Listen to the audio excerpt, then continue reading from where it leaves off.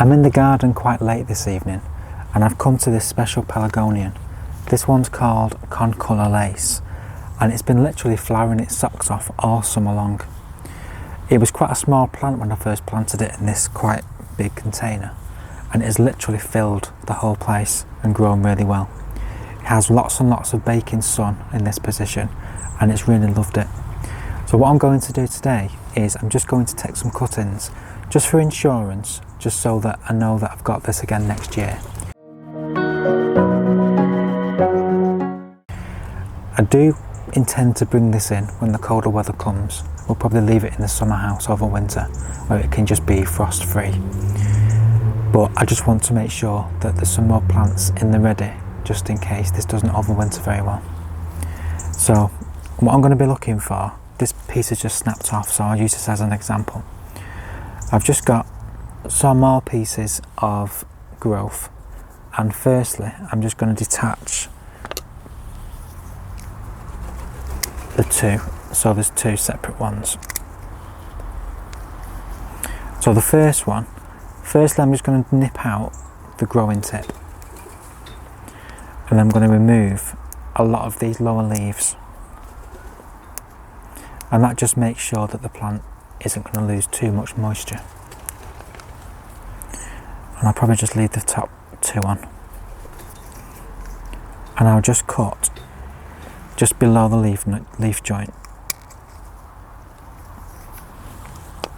and that's the kind of little cutting you're looking to create. So I've got myself a terracotta pot.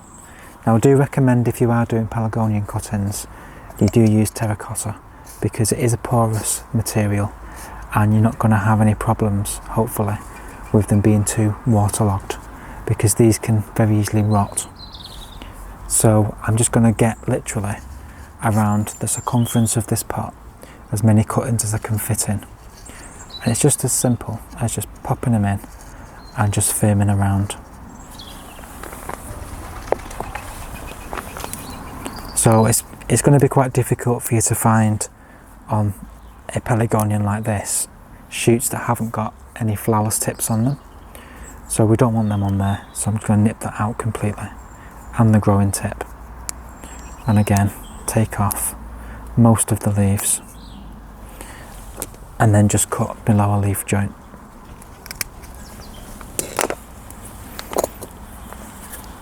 And then in that goes, just so they've got enough room so then the leaves aren't touching, and I'll try and cram in as many as I can.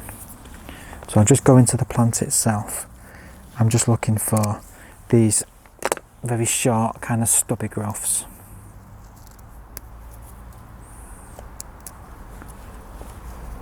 Taking all the leaves off. And this particular variety is a scented leaf pelargonium, and if you just rub the leaves, there's like a lovely lemon scent. Truly divine.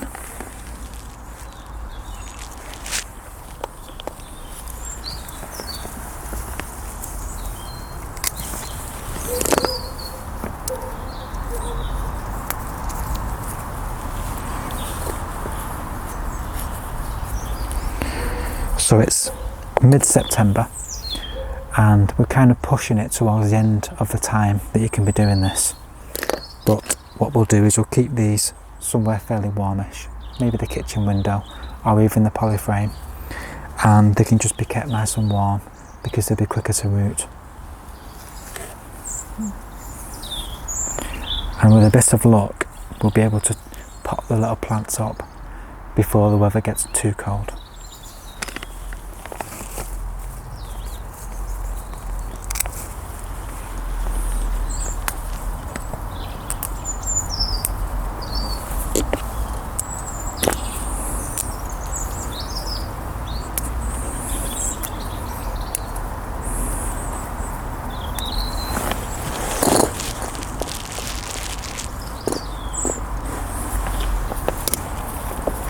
The compost mix I'm using here is multi-purpose compost with a good generous layer of grit which I've mixed into it, and that's just to keep these little cuttings as free draining as I can make it.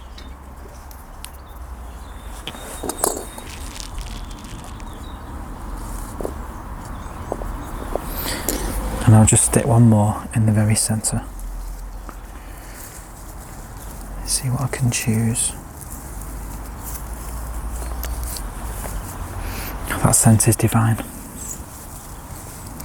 looks like a good one.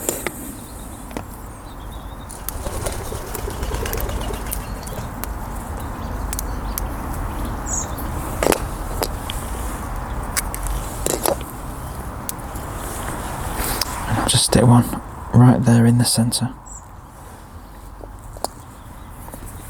And what I'll do is, just to be on the safe side, I'll also add a nice layer of grit on the top as well,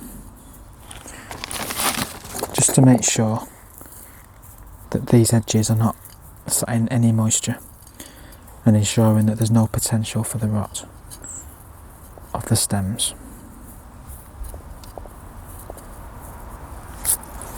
So that's it. That's a lovely pot of freshly cut Pelargonium cuttings, and with a bit of luck they'll all root and we'll be able to come back to these and have them transplanted into their own little containers. So all that's left to do now is water, and I'll keep them on sunny windowsill and just keep an eye on them. There's no need to put any kind of cellophane bag over the top, because what we don't want is for these cuttings to have any possible chance of rotting. And if you start covering them up in any kind of polythene bags, the potential there is the moisture is going to be held within that little environment, and these are going to rot fairly quickly. So that's it. If you've enjoyed this video, please give us a thumbs up, please subscribe, and if you have any comments, please drop them in the comments box below. It'd be interesting to see which cuttings you've taken this year and what your favourite Pelargonians are. We're kind of quite new to Pelargonians. We tend not to buy many of the bedding Pelargonians because I find them a bit too garish, to be honest. But what I do like is the ones that are scented leaves, and particularly the lemon scented. I know you can get all kinds of different flavours of leaf, and it's amazing to see. But we've gone for the lemon one, and we've even tried having the lemon leaves steeped in water, and it makes a really nice lemon tea. So if you've never tried that, also try that, because that's a really nice refreshing drink. So thanks for watching, and we'll see you again in the next one.